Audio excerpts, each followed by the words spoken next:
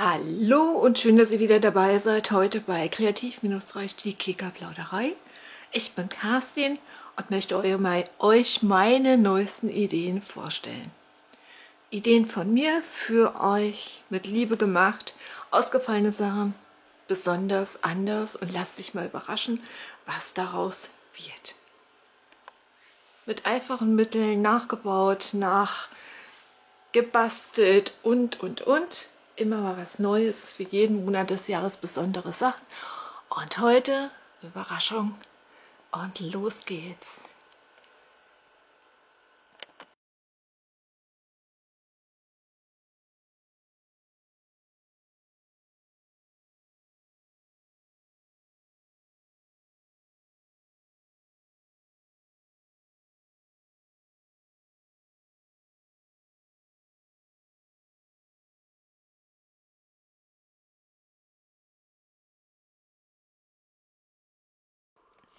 Wieder. So, jetzt ist hier die Häkelschrift dazu. Ihr nehmt bitte eine Wolle zum Häkeln für eine Häkelnadel 6, 7 oder 8. Je dicker die Wolle, desto schneller seid ihr fertig. Wenn ihr kleine Bäumchen machen wollt, dann 100% Baumwolle mit einer 2er oder 3er Nadel. Dann werden die schön klein und knuffig, aber die Häkelschrift bleibt gleich. Wir machen 4 Luftmaschen zum Ring. Dann machen wir eine Luftmasche und in den Ring 6 feste Maschen hinein. In die erste Reihe kommen in die erste 2 Stäbchen, dann eine einzelne, 2 Stäbchen, eine einzelne. Und das würde ich dann nochmal genau zeigen. Ganz einfach, ganz easy, mit Muster oder ohne Muster, so wie du möchtest, so läuft das. Ich habe mal hier einen Rohling hingelegt. Im Moment verwende ich unter anderem auch die Wolle. Es ist jetzt für eine 5,5 bis 6er Nadel, aber ich häkel auch sehr locker. Gibt noch mehr Wollvorschläge, alles selber gekauft, nichts bekommen jetzt. So, jetzt zeige ich es wirklich ganz einfach. Das tue ich mal auf die Seite, das irritiert. Jetzt extra eine Weiß. Wenn du noch nicht häkeln kannst, ich habe eine tolle Häkelschule drin, da hast du in 1-2 Stunden die Maschen gelernt, die sind sowas von einfach. Und dann kannst du loslegen, ohne Muster, einfach mal als Rohling. So, wir machen 4 Luftmaschen, 1, 2, 3, 4. Die schließen wir mit einer Kettmasche zu so einem kleinen Ring. So, ich würde hier kein Magic Ring machen, den kannst du aber machen, wenn du das gern möchtest. Eine Luftmasche. So, dann machen wir 4 Stäbchen hin. Nein, eine Luftmasche. Wir machen 6 feste Maschen hinein. 1, 2, 3, 4, 5, 6. So, jetzt machen wir Stäbchen. In die erste feste Masche kommen 2 Stäbchen. 1, 2. Das ist jetzt das Komplizierteste, danach wird es total easy peasy. So, dann kommt in die nächste feste Masche ein Stäbchen. Wir arbeiten jetzt nur noch mit Stäbchen. Bis auf den Rand. So, dann in die nächste Masche nochmal ein Stäbchen. In die nächste 2 Stäbchen. 1, 2.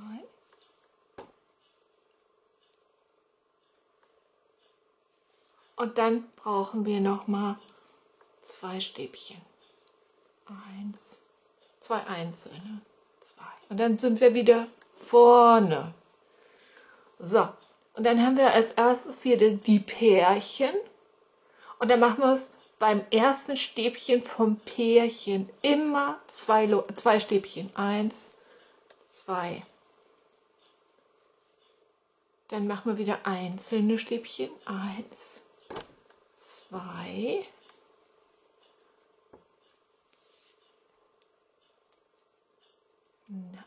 3 sind es dann, weil es wird ja als mehr jetzt in jeder Reihe gibt es 2 Stäbchen mehr. So, 3. Dann ist wieder das Pärchen und ins erste Stäbchen wieder 2.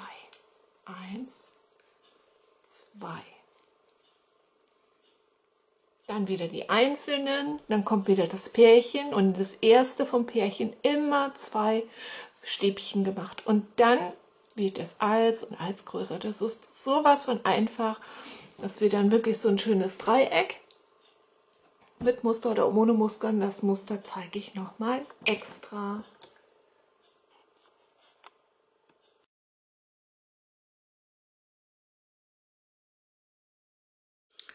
So, jetzt möchte ich euch ganz gerne nochmal ein zusätzliches Muster zeigen. Da schon mal welche hingelegt. Das mache ich ganz gerne mal abwechselnd nach 4, 5, 6, 7 Reihen und dann die zweitletzte oder regelmäßig nach allen 4 Reihen. Das kann jeder machen, wie er es dann schön findet. Ich will nur mal zeigen, wie es geht. Ganz einfach, wir bleiben auch in den Stäbchen. Hier vorne sind wir bei den Doppelten. Da fangen wir das Muster an. Und damit ich dann trotzdem die Zunahme habe, lasse ich eine frei, weil wir machen verkreuzte Stäbchen und mache ins zweite 2 Stäbchen. Das ist aber jetzt nur am Anfang und auf der anderen Seite bei der Zunahme. Und dann gehe ich zurück in die erste Masche und verkreuze das so. Dann habe ich in 2 Maschen 3 Stäbchen und habe auch gleich zugenommen. Aber das Muster geht dann wirklich weiter so. 1 freilassen, ins zweite ein Stäbchen und dann ins rückwärtige noch ein Stäbchen. So, dann gehe ich weiter, wieder eine frei, ein Stäbchen und ins Stäbchen dahinter, in die Masche auch ein Stäbchen. Und dann verkreuzt sich das so. Und wenn man dann nicht auskommt, also hier wäre jetzt die doppelte Masche wieder und man hat aber, vielleicht kommt man nicht genau hin, weil hier die Verkreuzung ist von den einzelnen Stäbchen. Ne, hier ist das Doppelte. Dann geht man einfach 1 weiter vor, das ist nicht schlimm. Und macht dann davor einfach 2 Stäbchen an 1 und geht dann 1 wieder zurück und macht da das Stäbchen. Und das mache ich wirklich nur eine Reihe lang und dann wieder im Muster weiter mit den Stäbchen rundherum und verteilt die Kreuzstäbchen, verkreuzten Stäbchen dann im Muster. Weil ich finde das ganz schön, das lockert das auf. Muss nicht sein, kann man machen. Zur Sicherheit will ich es nochmal zeigen. Bei mir war es jetzt auch so. Also, das ist alles, also wenn es jetzt zu früh ist, dann setze ich noch ein einzelnes, verkreuztes Stäbchenmuster und dann gehe ich einfach bei den Doppelten 1 weiter vor. Das ist nicht schlimm und setze dann 1 weiter vor, 2 Stäbchen in 1 zur Zunahme und gehe dann wieder rückwärts. Das ist jetzt das zweite, die zweite Zunahme in der Reihe. Und es sieht trotzdem gut aus und mache jetzt die Reihe mit den verkreuzten Stäbchen fertig und dann wieder die einzelnen Stäbchen in den nächsten Reihen.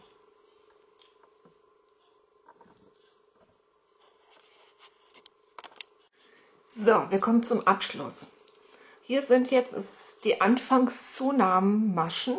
Wir haben das letzte Stäbchen und dann gehen wir in die mittlere und machen eine feste Masche. So, dann knicken wir uns das mal. Also die Zunahmen sind jeweils rechts und links. Jetzt mache ich erstmal den einfachen Verschluss. Wir gehen in die vordere und in die hintere feste Masche und machen zusammen eine feste Masche.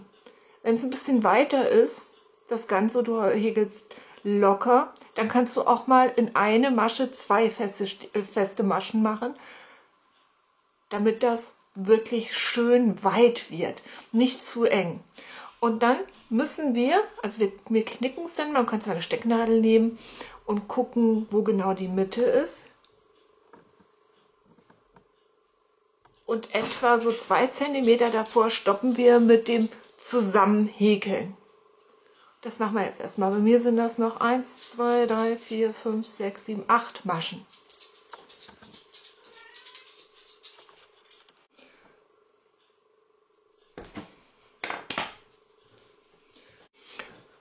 So, bei mir war es jetzt so, ich habe in die Maschen, ne, die wir jetzt zusammengehäkelt haben, in der erste eine feste Masche, in die nächste zwei, eine, zwei und dann wurde es so schön locker. Du musst einfach mal gucken, wie es bei dir ist, wie fest oder locker du häkelst. So, jetzt bin ich 2 cm vor der Mitte und jetzt muss ich auf einer Seite nur feste Maschen machen. Schön locker. Weil da kommt dann der Ast oder Besenstiel oder sonstiges hinein, was wir als Stamm nehmen. So, dann klappe ich das wieder rüber und gucke, wie weit hatte ich zugehäkelt. So, passt. Und dann habe ich hier so eine schöne Öffnung, da wird das dann reingeschoben. Und jetzt lege ich es wieder aufeinander und häkel wieder beide Seiten zusammen. Ich habe so tief gestochen, da muss ich rein. So, 2 Maschen immer zusammen. Und dann mache ich auch wieder in die erste eine, in die nächste 2, eine, 2 und dann häkel ich das schön ordentlich zusammen. Und das ist jetzt die einfachste Art zu segeln. Man kann das dann auch noch mit Bogen, so einen Bogen zusammenhäkeln. Das ist dann hier so. Und da habe ich dann 3 Stäbchen in eine feste Masche gemacht, dann in die nächste eine feste Masche, in die nächste 3 Stäbchen, in die nächste eine feste Masche, 3 Stäbchen, eine feste Masche, auch mit einer Öffnung hier. Und da ist dann ein Bogen, eine feste Masche, ein Bogen mit 3 Stäbchen und eine feste Masche. Und dann häkle ich wieder zusammen. Und dann hat man so einen tollen Abschluss vom Baum. Da kann man sich überlegen, wie man es gerne machen würde. So, jetzt ist es richtig schön zusammengehäkelt. Und jetzt mache ich ganz am Ende noch eine feste Masche, damit es wirklich so einen richtig schönen Abschluss gibt. Dann schneide ich es ab oder ziehe es einfach noch durch. Ich habe nicht mehr viel Garn. Und dann wird der Faden durch die letzte Öse einfach gezogen.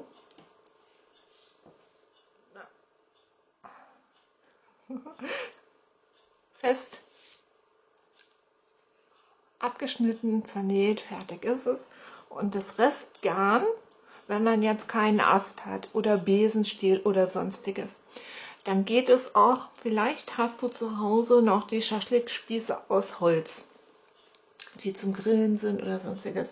Ansonsten gibt es ja 100 Stück für 1 Euro oder so beim Teddy oder Kick. Und dann nimmt man einfach ein dickes Styropor und steckt da an einer Stelle 4, 5 Schaschlikspieße hinein, klebt die noch ein bisschen fest. Dann nimmt man das Garn und wickelt es drumherum um die ganzen Schaschlikspieße. Dann hat man auch einen wunderschönen Stamm. Und dann beklebt man das Styropor am besten nochmal erst mit einem Pappestück, weil viel Kleber zerstört auch das Styropor, weil wenn da Verdünnung drin ist, frisst es regelrecht Löcher. Aber dann kann man oben Pappe drauf machen nochmal. Oder gleich 4, 5 Stücke Pappe aufeinander geklebt, in rund oder oval, dann die Schaschlikspieße hinein und dann kann man das toll anmalen oder mit Steinchen bekleben oder Moos drauf oder was ganz toll aussieht, Futterheu. Futterheu aus dem Discounter, ich habe euch schon ganz oft gesagt, was man da alles mitmachen kann und das kauft man nicht nur für einmal, da macht man noch ganz viel mit und dann kann man den Stamm dann mitmachen und das Ganze muss nun wirklich so lang sein wie euer Baum. Ne? Bis zur oberen Spitze muss der Stamm sein. Also geht es mit den Schaschlikspießen nur bei den kleinen Bäumen. Aber Mit dem Besenstiel geht das auch ganz toll. Und dann haben wir noch so einen Abstand von mindestens 10 cm nach unten, dass wir den Stamm sieht. Das ist erstmal jetzt soweit fertig. So, wenn die Bäumchen dann fertig gehegelt sind, müssen sie natürlich auch eine Aufstellverrichtung bekommen. Das geht ganz gut mit einem Brennholz. Das muss nur gut auflegen. Vielleicht Astscheiben, wenn du die so nicht hast. Ich habe sie gesehen bei Telekick und Action. Da kann man sie kaufen in jeder Größe. Dann ein paar Äste. Das ist ein oller Besenstiel hier zum Beispiel. Richtige Äste. Oder es gehen auch, wenn du nimmst, 4, 5 Schaschlikspieße in ganz kleine Löcher gesetzt und verleimt und dann einfach mit Wolle umwickelt und dann hast du auch einen tollen Stamm. Du kannst ein Frühstücksbrettchen nehmen oder was ich gesagt habe, ich habe euch das auch schon gezeigt gehabt, einfach die Deckel von Eierkartons so 3, 4, 5 übereinander geklebt, dass es richtig stabil wird. Die Aushöhlung nach unten, also dass es so ein kleines Podest wird. Dann kann man die ganz toll dekorieren. Vorher steckt man dann auch die Schaschlikspieße oder so einen kleinen Ast ein und klebt den gut fest. Und dann kann man mit Moos und Eicheln und Zapfen dekorieren. Habe ich euch schon gezeigt. Für die tollen Ideen basteln mit Eierkartons gibt es einen ganzen Ordner auf der Playlist, Startseite. Und da kann man mal gucken. So, und wie mache ich das jetzt da? Bei den dicken Ästen bohre ich hier vor und schraube sie von unten fest. Ne, schraube sie von unten fest, sonst geht es nicht. Bei den kleinen nehme ich den dicksten Bohrer, den ich habe, bohre mir ein Loch hinein und leime das einfach rein. Der Leim hier ist super. Man sieht, wo er ist, glaube ich. Telekick. Und dann hält das. Ne? Die kleinen leime ich ein und die großen verschraube ich von unten, muss aber vorgebohrt werden. Und dann werden die nur noch drüber hingestruppt in dem Loch.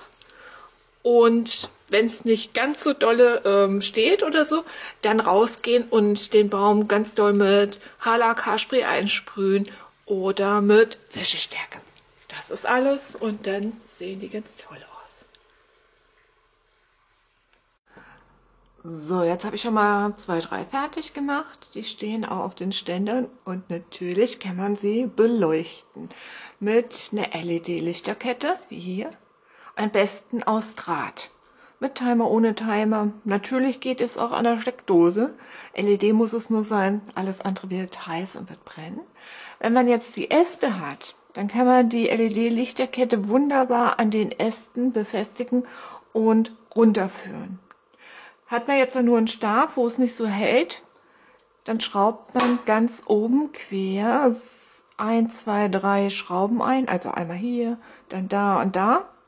Oder nur einmal oben, befestigt da den Anfang, wickelt es um Stamm rum und fertig ist die Sache und dann kann man es toll beleuchten. Wie gesagt, bitte nur LED.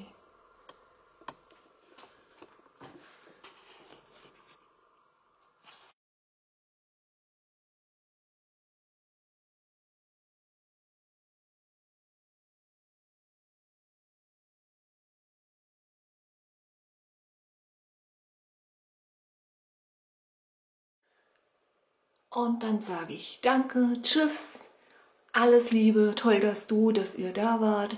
Ich wünsche euch eine wundervolle Zeit, schön gesund bleiben oder gesund werden. Eure, deine Kerstin.